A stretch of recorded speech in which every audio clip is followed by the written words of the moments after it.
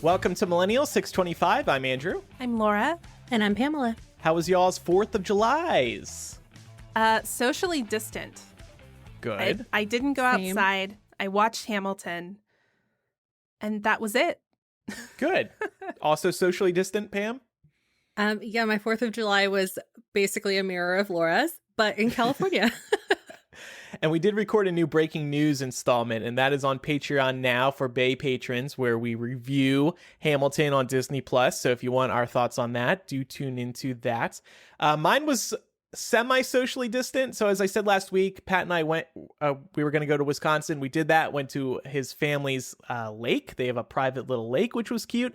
Nobody was wearing masks, of course. Pat, before we went, was like, I'm going to wear a mask. I'm like, and be made fun of by all of your Republican family members? I don't think so. So neither of us wore masks. I was meeting a lot of them for the first time, so I didn't want to be that liberal from the city coming in with his mask. And we'll see in 2 weeks if it was a mistake or not. Yeah, hopefully for their sake, you aren't some kind of asymptomatic carrier. Yeah. And then I hugged his grandma. I felt terrible about that. Oh my God, Yeah. you hugged her? Yeah, well, and we went to her house the day after. What if this is like the kiss of death? Well, I know. Yeah, right? I'm like a freaking Dementor. Oh my God. No, but Pat was saying so many people are in and out. Look, it's not right, but so many people are in and out of her house. It's a mess. that's It's a whole fair. mess. I Yeah, mean, it's if a she's mess. already doing that anyway, like you're probably not going to change much, by Yeah. going over there. That's too bad, though. Saw some fireworks, which was good. From a distance. Those were distanced, for sure. I wish mine were distant like yours.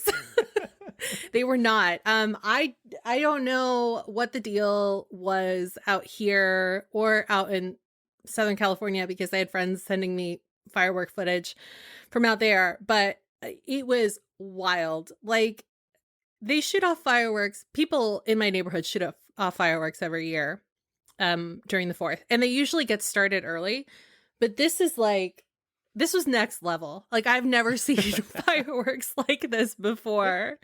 And my dog did not like it. I also got a little paranoid because it's dry as fuck out here right now, and we're going into wildfire season, and I just felt like this was a recipe for disaster.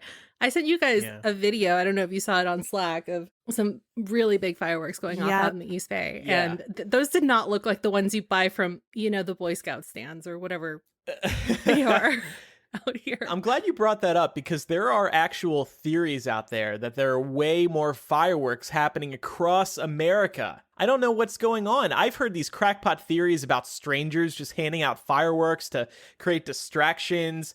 I just chalk it up to more people being bored, and less cities are hosting their own firework shows. So people are just like, well, I'm going to put on my own show then. I mean, out here, I know that all of our 4th of July, our normal 4th of July festivities were canceled super early into quarantine.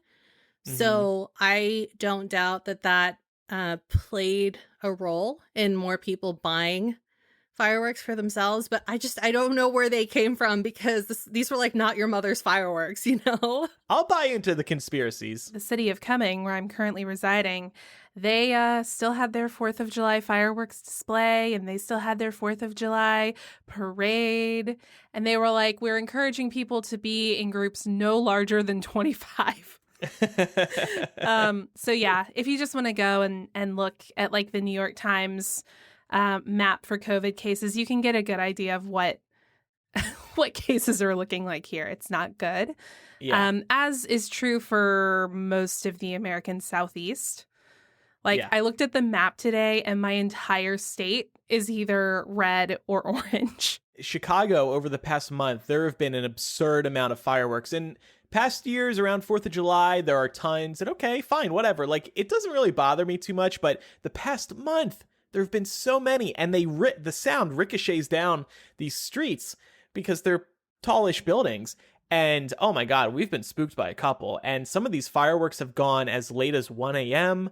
And I go to bed at like 10:30, 11. So I find that inconvenient. There was one night where I was finally drifting off to sleep, and then boom, boom, boom. I'm like, no, please make it stop. Something else I discovered during the 4th of July holiday when I was staying inside, was the new Unsolved Mysteries series on Netflix. Have you guys gotten a chance to watch any of those? I'm not a crime person like you are. That's true. Yeah, I'm also not. It has to really pique my interest, but I might, based on what you're about to tell us. Okay, so my mind was blown. So watched, basically binged the whole thing in like 2 nights. But episode 2 of this series took place in Cumming, Georgia. And I knew what the fucking case was before they even named any names or flashed up what city it was in, because I lived here when it happened. So I recognized the scenery they were using, and I knew exactly when it happened. And I remember it all because my mom and I actually got caught in traffic in front of the woman in the show. Her name was Patrice. She disappeared from her hair salon. We got caught in traffic in front of her hair salon the day she disappeared because Georgia State, like the police were like taking her truck away, and the GBI was there like sweeping the whole scene. And we just got stuck there. I'm like 15 years old, and I was like, what the fuck is going on? And it ended up being this huge story in the town, and it was always rumored. Like everybody always thought that, well, I don't want to spoil for anybody. Everybody always had a particular suspect in mind. And after watching the episode, I'm like, yeah, that's the person who did it. Like 100%. So funny. But yeah, it was wild. It's just like, you know, when you see something on TV that takes place somewhere that you've known your entire life, it kind of blew my mind. I was like, whoa, Unsolved Mysteries here in my little podunk southern town. I also love that, like, small towns, it's like when anything big happens in a small town and then you read the report on what actually happened, sometimes you're just like, yeah, they seemed like the type to do that. You know, that's happened here with us too. Like we had this crazy neighbor, we call him Crazy Dale, and he was really scary. But then one day Dale disappeared, and then they found him buried in the backyard, and we were like, yeah, that seems legit. We believe that his wife probably got tired of his shit and just buried him. Crazy Dale. Yeah. At it again. Yeah. Nice and alibi, Laura, says Griff with a wink emoji. Laura, I was with my mommy. It would have been cool if you were interviewed for this Netflix episode. Me and my mom were driving by. That was my only connection to it. But I will say my mom actually knows 1 or 2 of the people who were interviewed. Okay, well, I'm going to watch this episode, if only to hear somebody say Cumming, Georgia. Oh my God. I can't tell you how many people I've had get in touch with me over the last week being like, I don't know if you've seen Unsolved Mysteries yet, but they have an episode about Cumming and it made me think of you. I'm like, oh, Cumming made you think of me? Wow. I always think of Laura when I'm thinking of Cumming. Just when you're thinking of it, though. Right? I was trying to phrase that correctly. So since it's 4th of July and I thought news would kind of be slower, I thought that I should share some big personal news this week.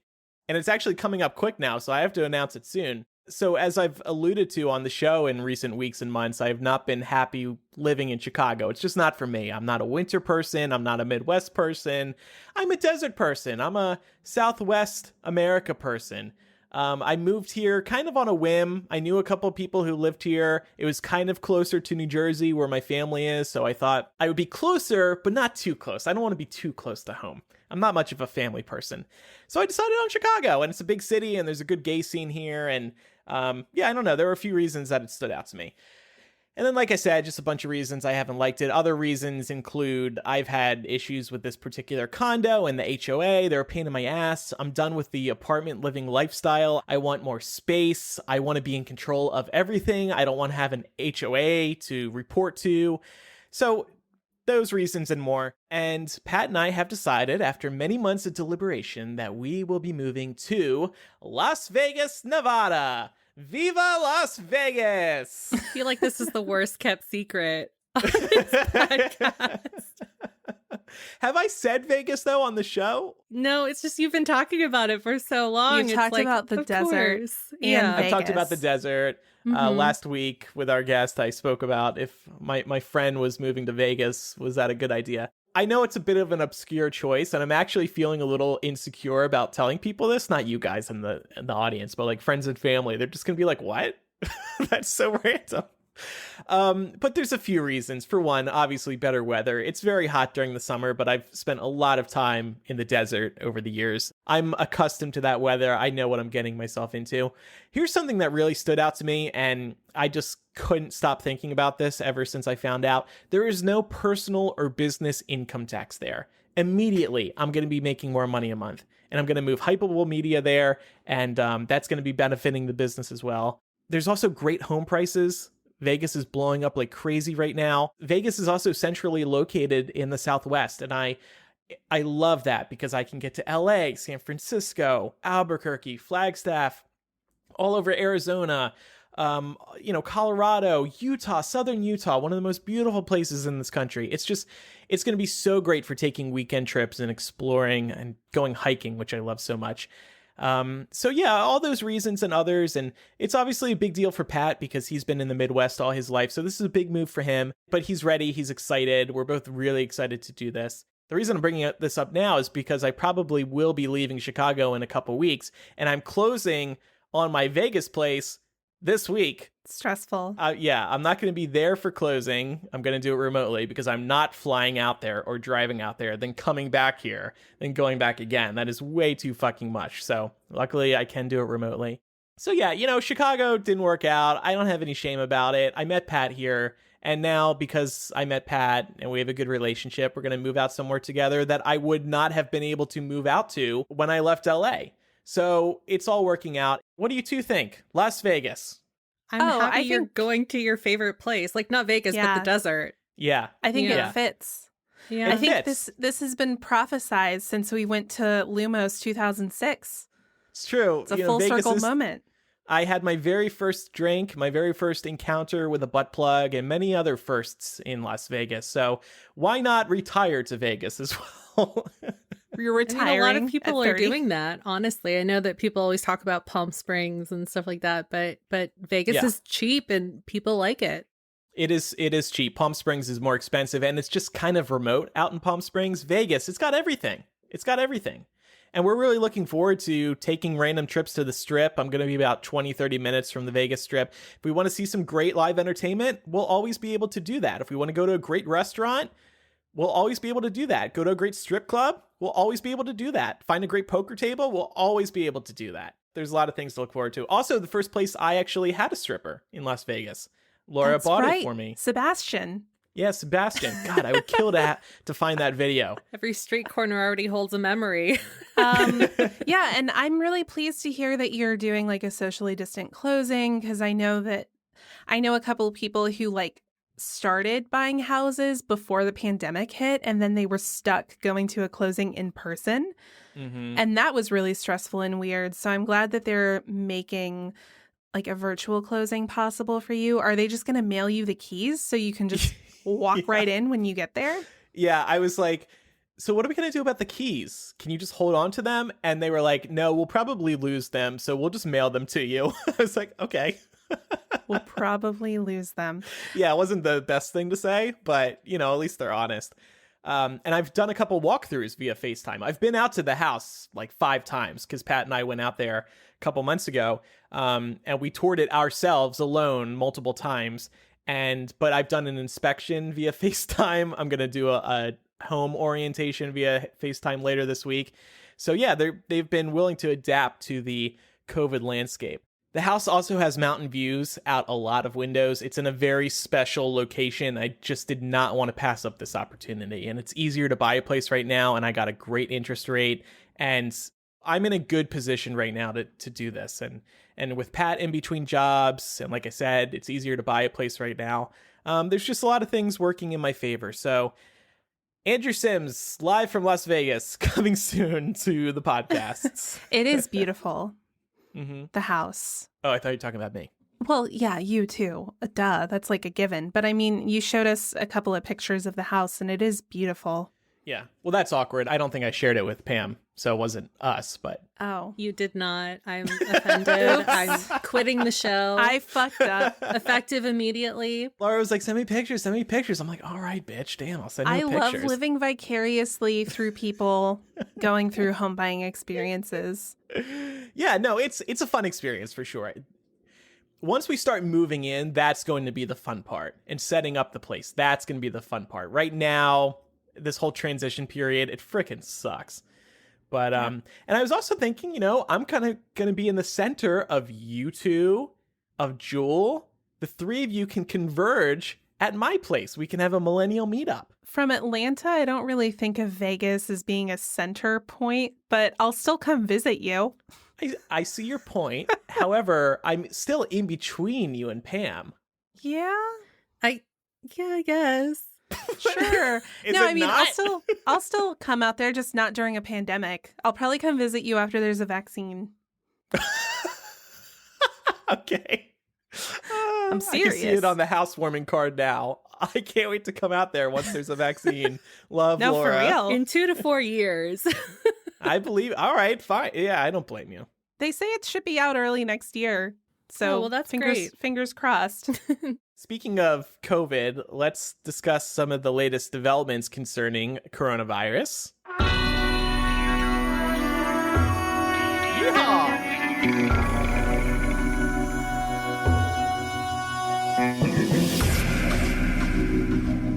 It's time for the Rona Roundup.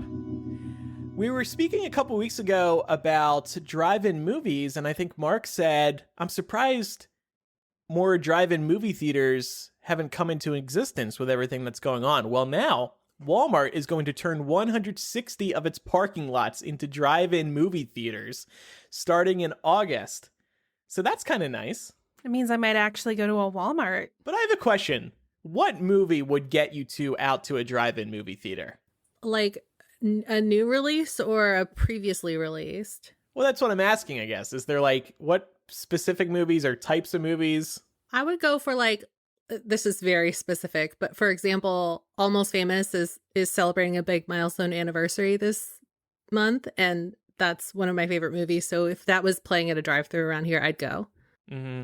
I'd do The Big Lebowski. I would definitely go to a drive-in for that. I think I would be most enticed by a new movie. I'm not sure I would want to go see an old movie because I can just do that at home. Yeah, but I just assume that, like, I don't know why I would assume this, that new movies probably won't make their way over to these like makeshift pop-up drive-ins, Mm-hmm. you know, and that's all that would be available to me out Yeah. here. But yeah, 100% if they decided they were going to show like Wonder Woman or Mulan at like a Walmart drive-in that was near me, I'd go to that. Yeah.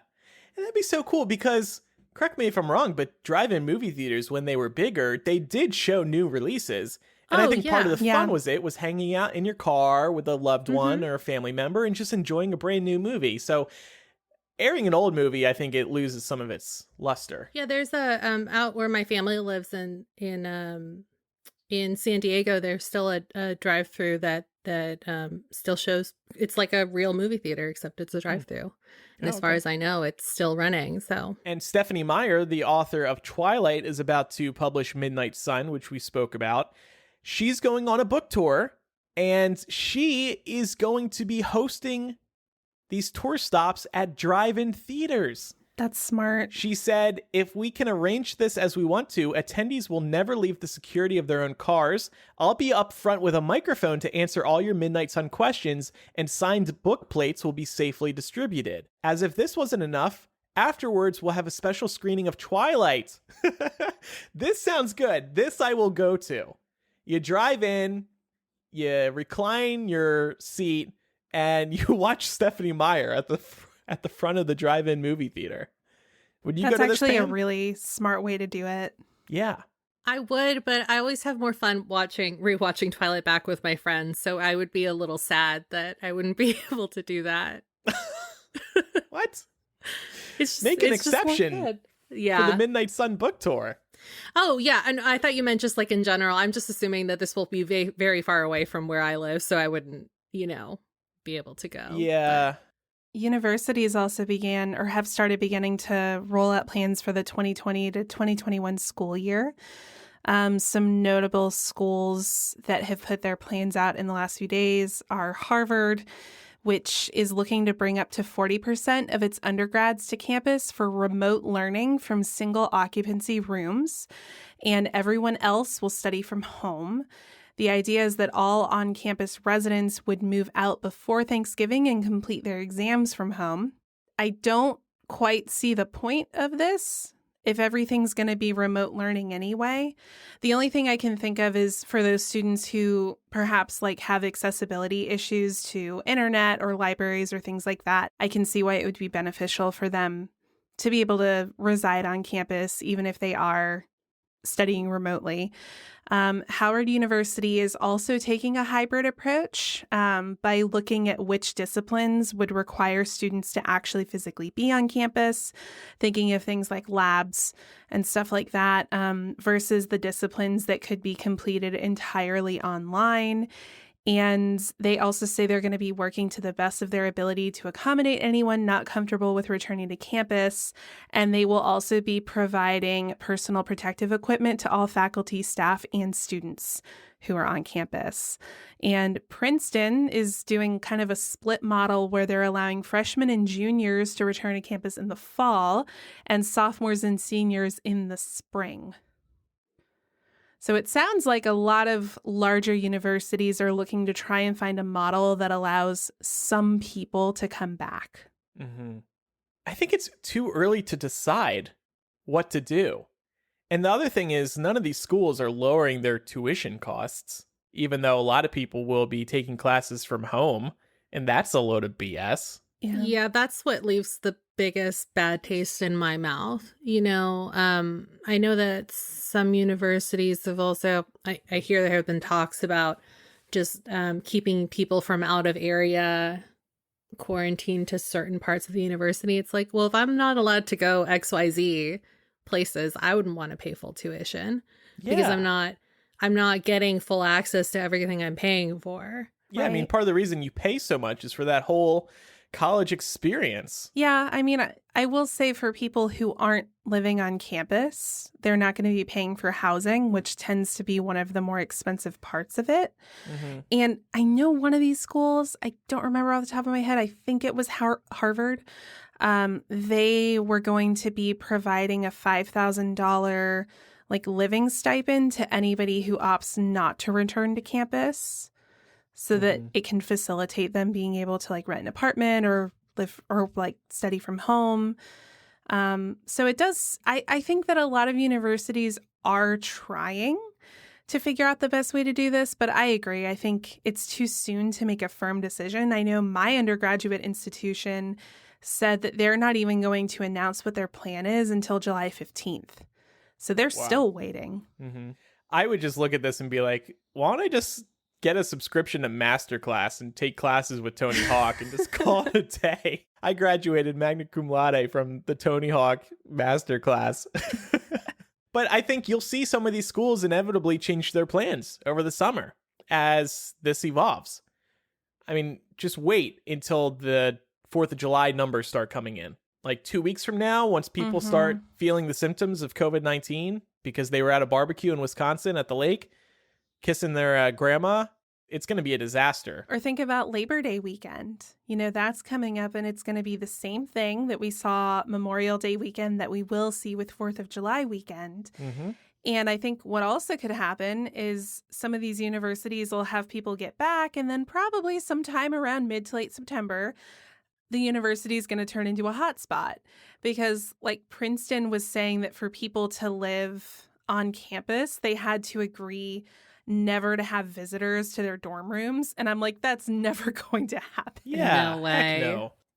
And a lot of these kids do not take this seriously at all. They're like, I'm young, I'm invincible, this stuff isn't real, I need to go make out with my girlfriend, I refuse to listen to all these rules. Well, now it's time for This Week in Trump Associates who tested positive for COVID-19. We have former presidential candidate and designated Trump black person Herman Cain. He was hospitalized with COVID after attending a Trump rally in Tulsa. Go freaking figure. And he was on Twitter being like, nobody needs to wear a mask. Don't tell me what to do. The next day, we learn he's been hospitalized with COVID-19. It's like the Rona heard him and went in.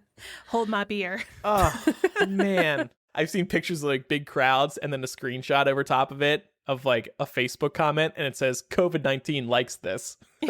Yeah. Also of note, Donald Trump Jr.'s girlfriend tested positive for COVID after the Tulsa event, and she also may have exposed other top GOP officials. Don Jr.'s girlfriend is in the Trump She's a administration. senior She advisor is or a something. fundraiser. She was a Fox News host. And then her and Don Jr. fall in love, and now they're boyfriend and girlfriend. But here's what cracks me up. Don Jr. and what's her name? I don't know. Kimberly. They fly out to South Dakota for Trump's big Mount Rushmore event. Like an hour after she lands, she finds out she's positive for COVID-19. As a safety precaution, her and Don Jr. had to drive back to D.C. from South Dakota. I fucking love that. That's That is pretty a funny. miserable drive. That's like 2 days in a car. Did Two very they full let days. them stay, or did they just send them back right away? I don't know, but according to the New York Times, they were getting in a car and driving home because they didn't want to put them on a plane. I just Right. I love, that's such a great punishment. I love it so much. But I thought COVID wasn't a big deal. Why couldn't he hang out with Daddy? That's a great point. Or honestly, I'm surprised they didn't get them a private jet. Oh, that's a good point. Oh, God, I love that Donald's so much. probably running out of money, so Get back to fundraising, Kimberly. And I also need to bitch about something very briefly.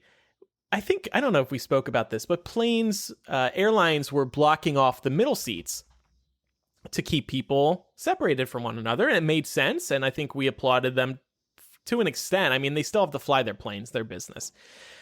Well, now they're already packing the planes again. COVID is not over at all. It's getting worse and worse. And they're already going back to packing the planes.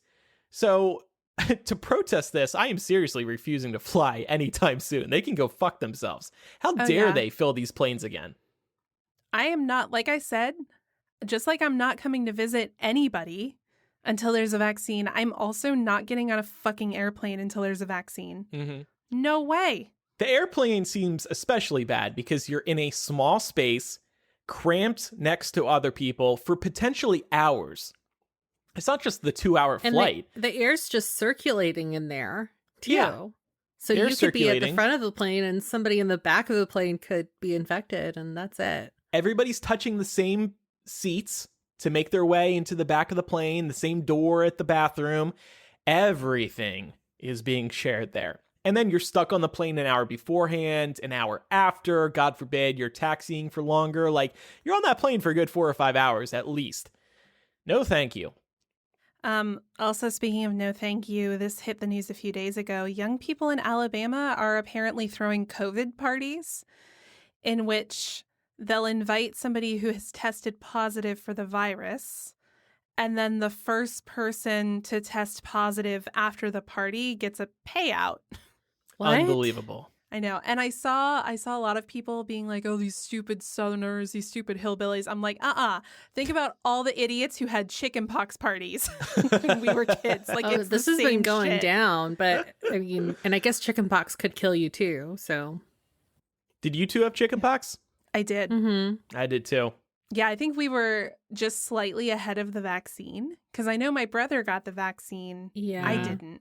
My brother did too, but he still got chickenpox. So, Oh, that's really? kind of Yeah. funny. Yeah. Well, they're not 100% foolproof. Mm-hmm. But yeah, so COVID parties. And now a bunch of kids and I'm not talking like Gen Zers, I'm talking millennials, like people in their mid to late 20s are landing in the hospital because they are that buyout knowingly better going be enough to to COVID cover parties. all medical expenses. Spoiler, Right? it won't. It's like Yeah. No, $50. not in this $20. country. Yeah. Ridiculous. Oh, sorry, man. I couldn't also- pay you. I don't have any money in my Venmo account. Also, speaking of, young idiotic frat boys, Trump claimed at his 4th of July address that 99% of COVID cases are harmless. And his own FDA chief would not back him up on this. Well, and he didn't just say harmless. He said totally harmless. Yep. So, you can argue, okay, the death rate's getting low. That's good, of course, objectively. But people are still getting hospitalized. People are still having trouble breathing for real once they get COVID-19. So no, 99% are not harmless. And by the way, I watched that clip. He was reading that from a teleprompter. They prepared that statement. And we'll touch on some stuff that the White House also prepared in a few minutes here when we get into Trumpster fire. But to sort of push back on Trump's claims that 99% of cases are totally harmless, the CDC estimates that the national death toll will reach 148,000 by the end of this month. Florida actually hit an all-time record on Saturday by reporting 11,458 new cases in one day. Then on Sunday, they had 9,999 cases. So Florida really is number one, y'all. And meanwhile, Disney World is still getting ready to reopen. Yeah. My brother works at Disney World. He's been off for like 3 months building his Animal Crossing island because he's bored out of his mind. He's worried about going back, which surprised me because he's young. You know, I didn't think he was as concerned, but he's been thinking about telling his boss, like, do I have to go in? Do I have to train? You know, I don't blame him. Yeah. What's he going to do? And also here in Georgia, where our governor is totally cool to bring in 1,000 National Guardsmen to protect, the governor's mansion and the state capitol, but not require anyone to wear a mask. He received a letter from 1,400 Georgian healthcare workers last week urging a mask requirement and the closing of bars and restaurants, which isn't going to happen. But, it's nice that they tried. Okay, so let's move to Trumpster fire.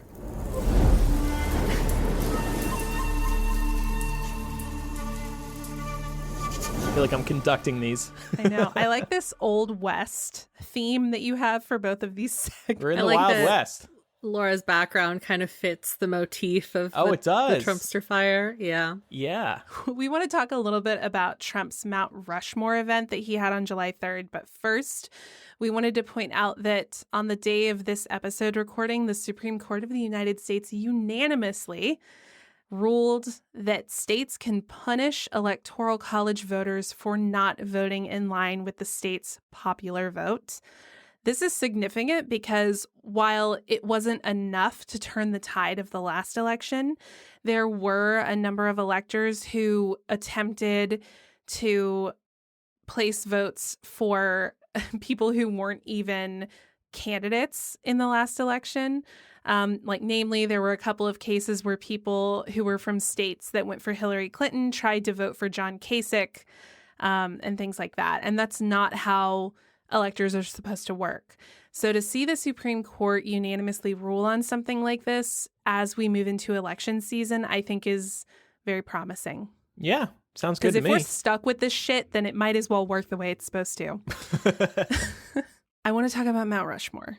You have the inside scoop, apparently. I got some tea, y'all. I'm so excited.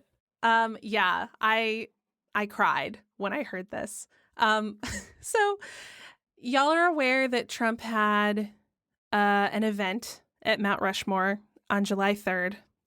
I did. Big event. Yep. There were protesters that blocked the road to Rushmore for a little while. That seemed to be what got a lot of news. Well, I have a contact in the events industry. This is so random.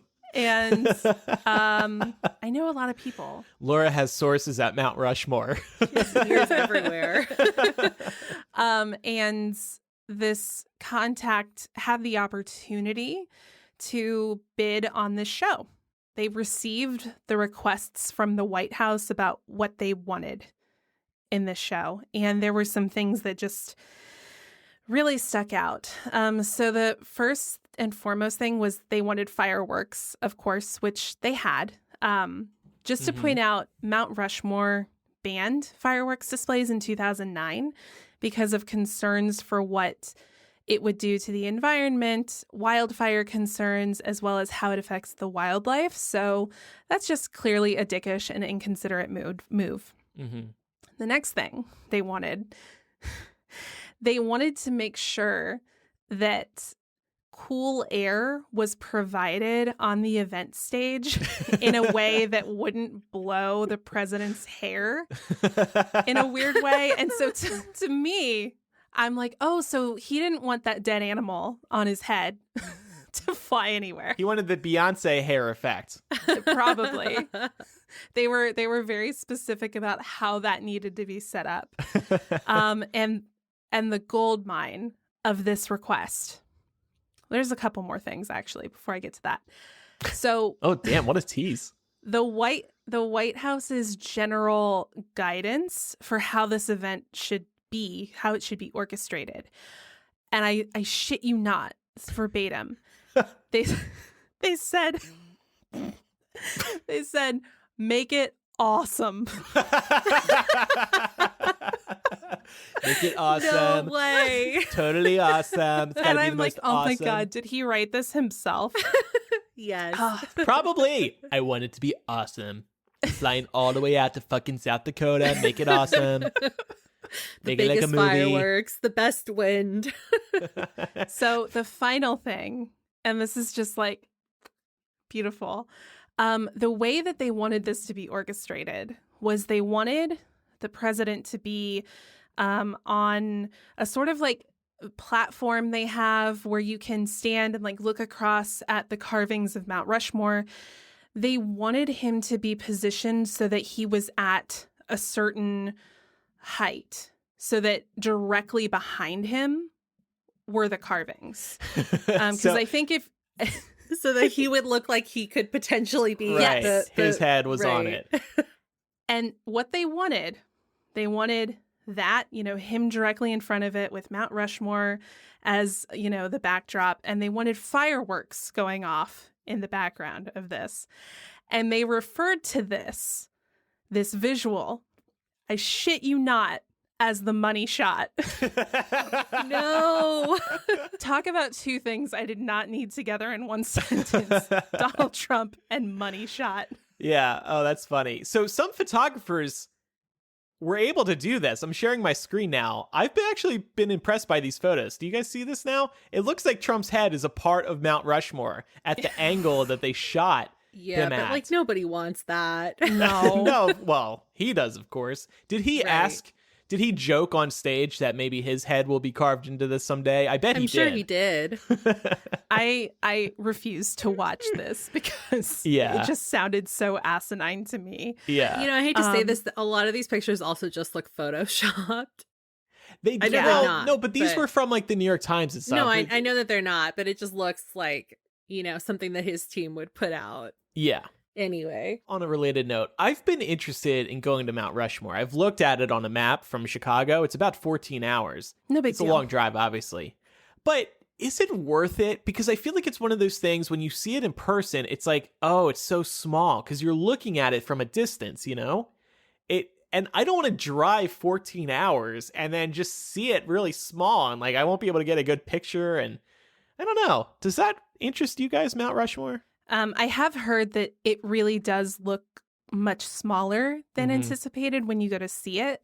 I think that's in part because you have to be so far away from it to really see the whole thing. So it Yeah. makes it look So smaller. it's kind of like a Stonehenge situation. Yeah. Oh, that's too bad. In that case, no. I don't think I'd want to. But it does kind of seem like one of those things where like that you should see if you're trying to do the grand tour of America, Right. But So I it's just get also it. like South Dakota is, no offense to the South Dakotan listeners, but in the middle of nowhere. I mean, there's nothing else around Yeah. there.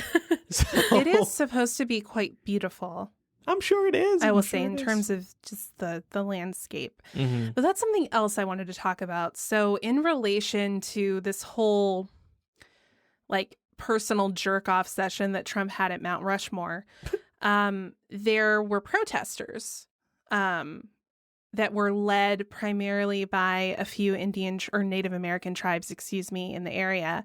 And it got a lot of news coverage because they blocked the main road that goes to Mount Rushmore for quite a bit. Obviously, Trump got there and his event went off without a hitch, I think. But I thought that it would be good to look into some of this history here. And this might actually help you decide that you never want to go to Mount Rushmore. Because this wasn't just a simple protest against Trump. Protests against Mount Rushmore are multi-layered and stretch back over decades worth of history and subjugation of Native Americans. So Mount Rushmore is part of what is otherwise known as the Black Hills. And it was built on land that belonged to the Lakota tribe. And this is considered sacred land. The United States actually agreed in a treaty in 1868 that the Black Hills belonged to Native Americans until we discovered gold there in the 1870s and we illegally seized it from them. We then proceeded to blow the faces of 4 U.S. presidents into what we now know as Mount Rushmore, again, which is part of some sacred grounds for a number of Native American tribes in the area. The sculptor who was selected to create this monstrosity, his name was Gutzon Borglum, and he was actually known for his involvement in the enormous stone mountain carving here in Georgia, which memorializes Confederate leaders. For that carving, Borglum was actually involved with the Ku Klux Klan, in part to secure funding for the Stone Mountain Project, but he was also an all-around white supremacist. You can actually read some of the letters that he's written that substantiate this in a book called White Fathers. It's really fucking disturbing. And so just to remind ourselves of whose faces were blown into this sacred land, you have Washington, who was a slaveholder, Jefferson, who was a slaveholder and child rapist. You have Theodore Roosevelt, who actively sought to uproot Native Americans out of their land. He also said in a speech in 1886, "I don't go so far as to think that the only good Indian is a dead Indian, but I believe 9 out of every 10 are." Then you also have Abraham Lincoln, who condemned 38 Dakotas to death by hanging in response to the Minnesota Uprising, which is the largest mass execution in U.S. history.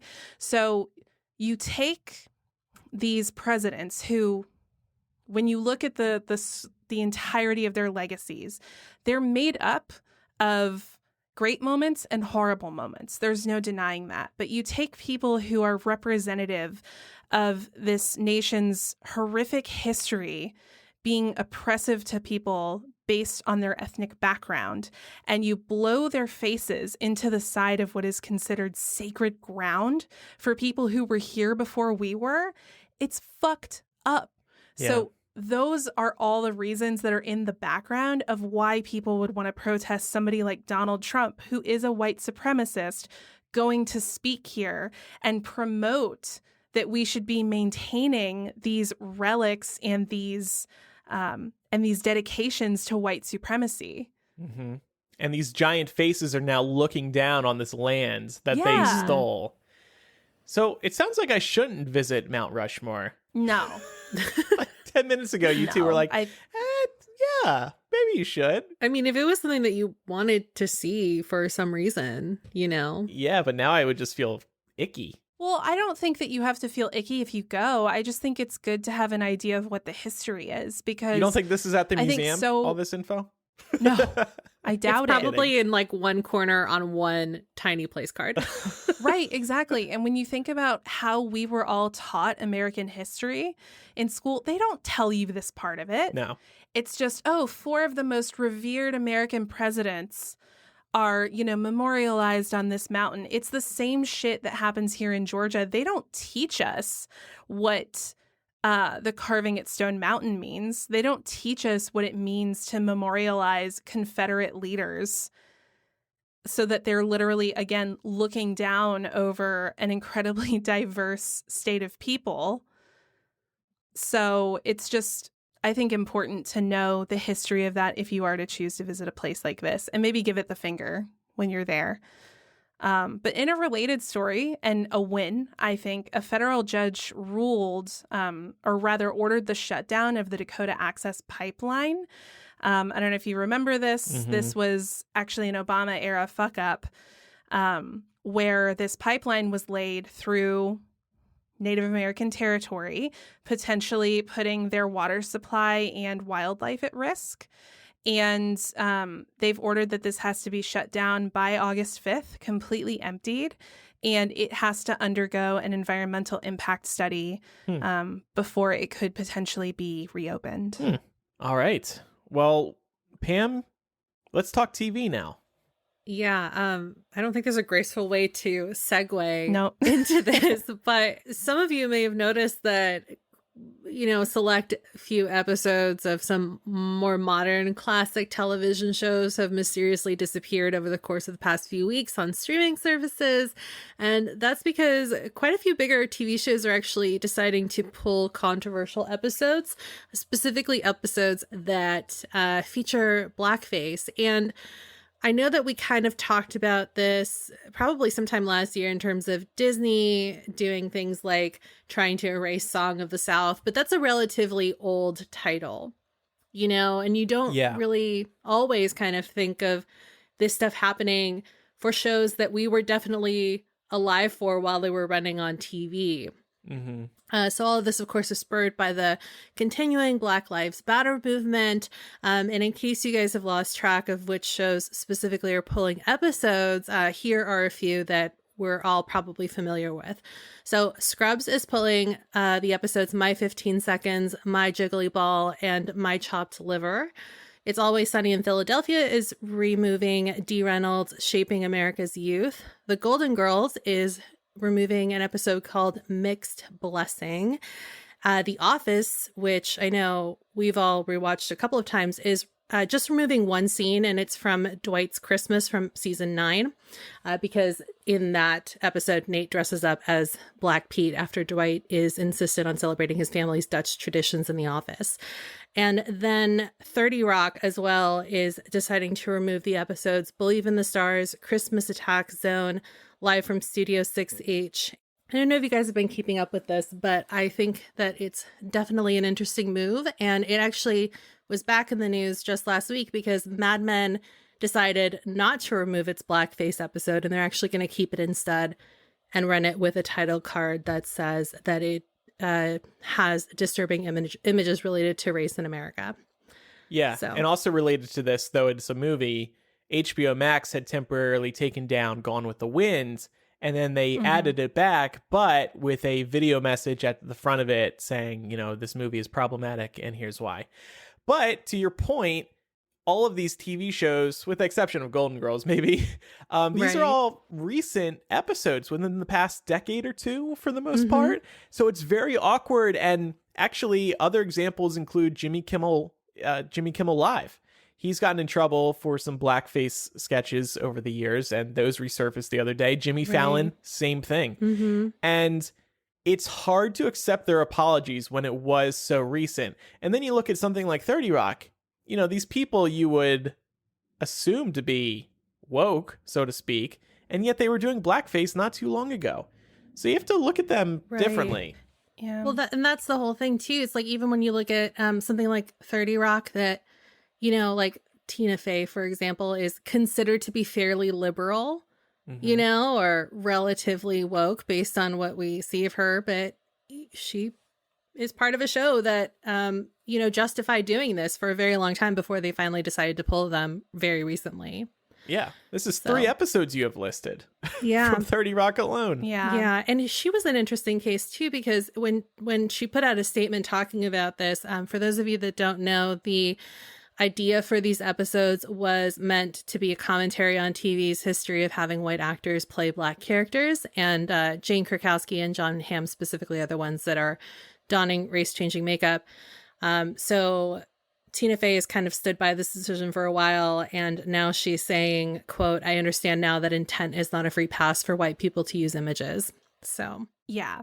And I think that is, especially when I think about 30 Rock as an example for this, I think that sometimes white liberal people think that because they're making fun of racist people that it's okay for them to slip into racist tropes because they feel at the time like their intent is not to be racist. It's to make fun of racist people. But that's when you have to have the whole intent versus impact conversation, because it doesn't really matter what your intent was if the impact is that there was a racially insensitive image in your show that is hurtful by today's standards. That's something that needs to be discussed, right? And my hope is that I think it's a good thing that this decision has been made by these studios, but my hope is that these creators are open to continuing to have a dialogue about this. Mm-hmm. And not try to like sweep it under the carpet and pretend that it never happened. Yeah. You know, they should like, release a statement each TV show. Hey, we're pulling these episodes and here's why we learned that this is a mistake. Well, and I feel like, you know, if we were to look back to a show like Smart Mouths, obviously we never did anything like that. But I think if we were to go back and listen to that, we would probably have some jokes that we thought were hilarious back then that don't land anymore. No. Yeah. Absolutely. You know, and it's okay to acknowledge that and to have a discussion about why that's not the case anymore and use it as a growth opportunity. Yeah. And not just try to pretend that it never happened. Yeah. Or from an audience perspective, try to slam it in their face. Be like, see what you did 10 years ago? You idiot. I don't care how you are now. This is how you were then. It's all about how they handle it now. That's a good point. I think my hope too for this is a learning experience on the whole, right? And I say this also while acknowledging that I'm not well versed in like the exact demographics of the people working behind the scenes on these shows, or that were working behind the scenes on these shows when they were running. But I really hope that it just goes to show how important it is to have a diverse writer's room, because that's when you have people that raise questions or red flag concerns, right? When you have a writer's room that is like open to dialogue and not just like one person leading the charge, or is like severely skewed towards, you know, just older white men or even just women. Like there has to be some kind of balance in there in terms of diversity. Mm-hmm. On the other hand, I will say, I think there is something to be said for keeping these episodes up and adding an explanation so we can see where these TV shows, where these writers, where these actors were at the time. Because it is, I feel like I'm one of these people who's like, don't tear down the statues. But it is a part of that TV show's history, and they made a mistake, and we should be able to watch this and learn from it. Do you guys worry that it's overcorrecting to a point that somewhere down the line there won't be enough to remind future generations of why it's important to keep progress going and equality going? I think that's a problem. That said, if you make this mistake again as a TV show host, as an actor, as a TV writer, you're seriously misguided and you probably need to be fired. This will never happen again. I don't think. Unless they fuck up big time.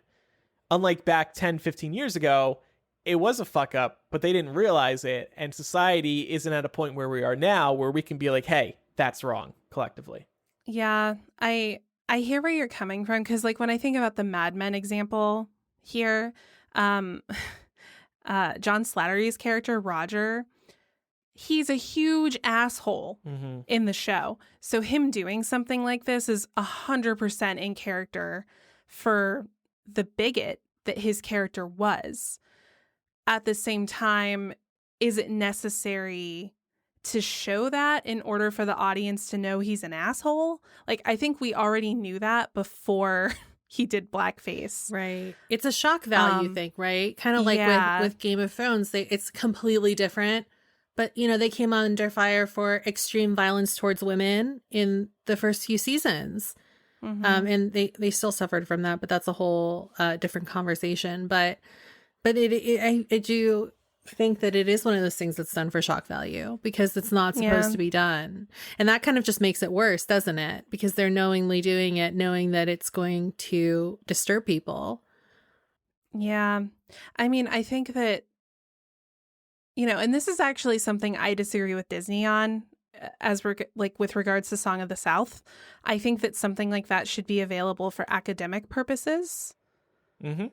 Because to your point, Pam, like we don't want people to forget. And I feel like we're quickly edging to a point where people who were born, in a different time where it was known explicitly a lot of this stuff isn't acceptable might not have that kind of exposure, right? So I think I would want to approach it from an academic context. Like, do these episodes need to air on cable? No. Yeah. But should they be available for people who want the ability to take a look back and be like, wow, something that seemed hilarious to me 20 years ago actually isn't, and I should explore why that is. Yeah, they should be accessible somehow. Maybe don't include it on Netflix, but put it somewhere for, like you said, academic purposes. Because how else are these people going to find out about these episodes? They can look back at the Hollywood Reporter and their coverage on it, for example. But this is to the point where, like, we're almost pulling it out of the history books, too. To your guys' point about erasing this stuff. And it's kind of like the Uncle Ben, Aunt Jemima situation. Like, a lot of, I think a lot of maybe younger people did not know how caricaturized those mascots, for lack of a better word, were even when we were growing up. And when the companies decided to pull their likenesses from those products very recently, they even mentioned that they had tried to get away from doing that by making them seem more like normal sketches of people. And so a lot of people weren't aware that those are also like minstrel show personas from blackface era, which is, part of our history. But You probably can find some of those old commercials or advertisements or some sort of history lesson on YouTube. But I don't know what you do about these full-blown episodes, because NBC, in the case of 30 Rock, they would just keep pulling it off of YouTube. Like I said, it needs to be accessible somehow.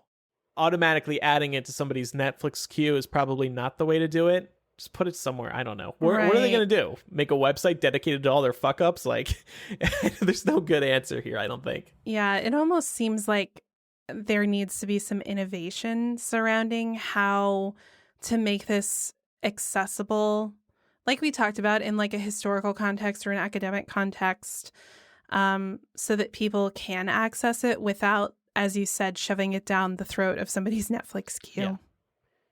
New app. Fucked flicks. All the times perfect. Writers fucked up. All the clips in one convenient location. Yeah. Okay, let's move on to some feedback now. This is from Heather. This is in response to the conversation about how we handle ignorant/bigoted/inflammatory comments. It's something I've thought about a lot as a college instructor, especially because one of the course goals is to explore the idea of diverse language practices and do some work dismantling how white supremacy impacts our language use. Luckily, I haven't personally had anyone say something overtly harmful in any of my classes yet, but my colleagues have, and it is something we've talked about a lot as a cohort. When a student says something really offensive/harmful, is the goal to educate that student in the moment, or is the goal to let everyone else in the classroom know that I am here to protect and advocate for them? So I'm curious what y'all think. If you were a student in a college classroom and someone said something that directly attacks your own lived experiences, something homophobic, racist, sexist, etc., how would you want the instructor to handle it? That's tough. I would, because just as the instructor, like, you are coming from a vantage point where you're trying to serve the needs of as many people as possible. And you're not always going to be able to do that 100% of the time. I think in your case, it would be really helpful if sort of like on the first day of class, when you're going over a syllabus, for example, for you to set some ground rules with your classroom. This was something I would do when I was teaching if I was, working on something that could be a sensitive topic for people, is I would try to get people to create some classroom norms together. I would already have certain things prepared, like assuming positive intent of your peers, speaking with I statements and not trying to speak for other people, etc.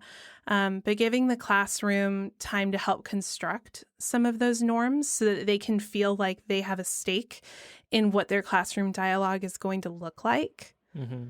I think something like that could be really helpful. And it would also, I think, set the stage to let people know there's certain behavior that's just not tolerated. And, hopefully you don't get to a point where somebody does something super overt. But if you did, I think, especially as it sounds like you're a college professor, you would be within your rights to ask somebody to leave the classroom if they're literally like trying to be a dick. Yeah. And I feel like there is a difference. There's some nuance there, but I feel like as people, we kind of pick up on the signals, right? Like you can tell the difference between somebody who's well-intentioned and ignorant versus somebody who's just out and out trying to be a dick. Mm-hmm. And if somebody's trying to be a dick, my opinion is they can leave. If somebody is bringing something up in the moment and it's really offensive to other people in the classroom, I think it urgently needs to be addressed right then and there in some way, because you don't want the people who are being inflicted by this to be hurt. I mean, just putting myself in this situation, like if somebody said something overtly homophobic in the classroom, I would feel like shit.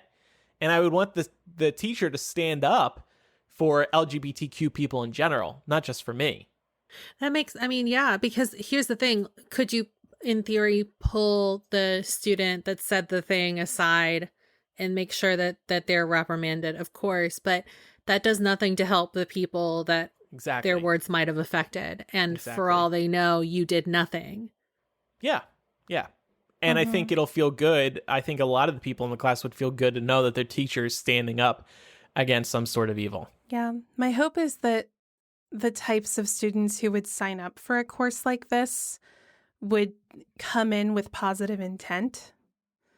And hopefully you won't have to deal with this, but I agree with Pam and Andrew, you should be prepared for the possibility of having somebody disrupt your classroom in this way and for how you're going to handle it, whether it's just asking that person to leave and then immediately addressing the class and having a conversation about what happened. Mm-hmm. I'm not sure. That's probably a conversation to be best had with your peers and the deans of your school. But I think getting prepared for it is absolutely a smart thing to do. Okay, this one's a confessional. It says, I found out that I'm pregnant yesterday. I learned the hard way that condoms aren't 100% effective. My baby's daddy is my ex of just less than a month, and until 2 days ago, he was living with me due to quarantine. I had enough of him living with me and shipped him off to his friend's house until he can move south to be with his family. I've told my ex and my best friend, and I've been freaking out with both coming to terms that an abortion might be the best option, but keeping the baby is going to be what he wants to do. I'm conflicted on how to handle the situation.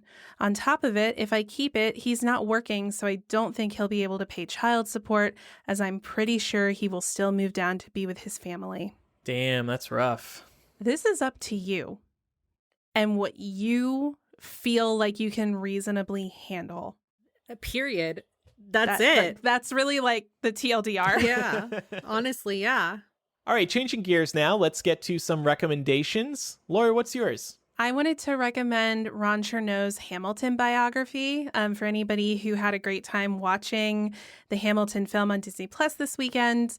The musical by Lin-Manuel Miranda was based on this biography, and it's just an excellent read. So if you're looking for more historical context into Hamilton's life, I highly recommend it.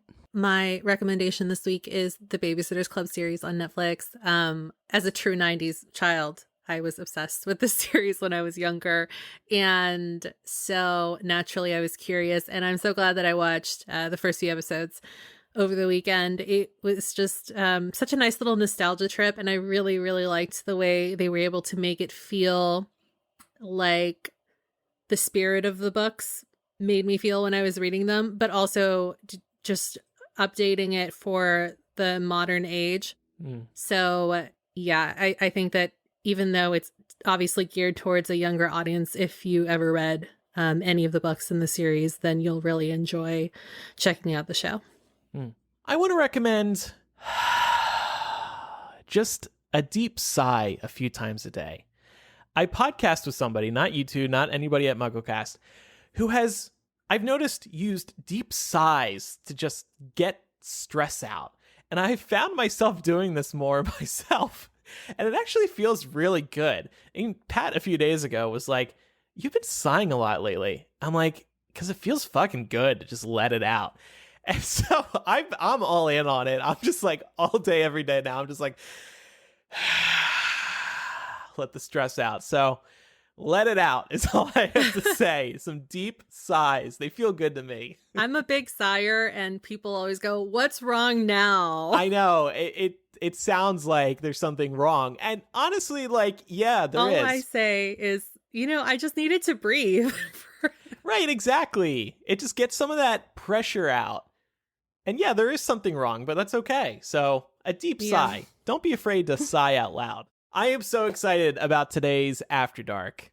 We have a new installment of MuggleSuck, and it's going to be a good one, folks. The founder and former owner of MuggleNet, he decided to take a stand. He hashtag stands with J.K. Rowling. J.K. Rowling replied to his tweet, which is bizarre for a few reasons. It's another Stephen King moment, and I will explain further, but trust me, bring them up because I've got some fucking tea to spill. I haven't addressed this on Twitter because I don't want to contribute to Twitter. I don't want to call him out. I don't want to give him attention. But here, where people are paying for it, where it's worth my time, yeah, I'm going to talk about it. So that'll be available at patreon.com/millennial today. And we have some new patrons, right, Laura? Yeah, well, we did want to take a brief moment to talk about Patreon and just say that this week's episode is sponsored by listeners like you. You may have noticed we don't have any traditional advertisers this week, and the number of ads you hear through the summer will be more sparse than what you're all probably used to. COVID-19 has been impacting our advertisers, but we don't have to grow too concerned because we are lucky to be a listener-supported show over at patreon.com/millennial. It gives us the funding we need to run this show, plus create cool benefits that are posted weekly exclusively on Patreon. If you need plenty of content to stay entertained while you shelter in place, we recommend our $5 support level to gain access to our flagship benefit After Dark, the Millennial Variety Show, our exclusive Discord channel to chat with the hosts and each other during live broadcasts, and more. And we wanted to give a quick shout out to welcome our newest patrons this week. Hello, Tanya, Art, VP, Joe, Lauren, Sam, and Emily. Welcome, and we are so thrilled to have you. Yeah, thank you so much for supporting us. And like I said, we have this new After Dark installment coming right after we record this episode. Victor said, I tuned in just for this After Dark. Well, thanks for tuning in, Victor, who sent that message via our Patreon Discord.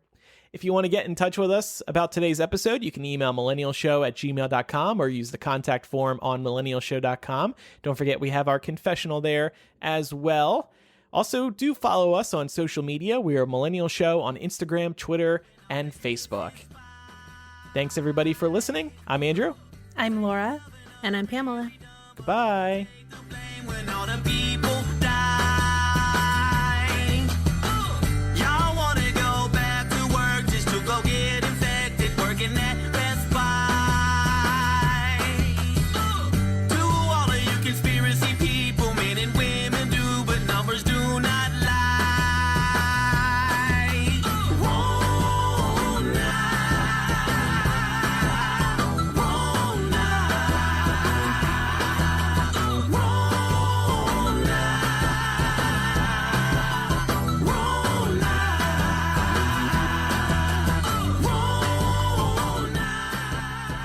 I like how this has a message from Google. Get the latest information from the CDC about COVID-19. I posted for my best friend's birthday, and I made it just a stupid reference to Corona, and I got an alert saying that they were going to link to CDC resources because that's nice. Name checked coronavirus, and I was like, okay, that's fine with me. By the way, in this video, they're all together. There's like 10 people. crowded on a stage. I know, that's what I thought of when I saw it. I was like, maybe they were on a green screen individually. No. The joke's on us. They're violating quarantine.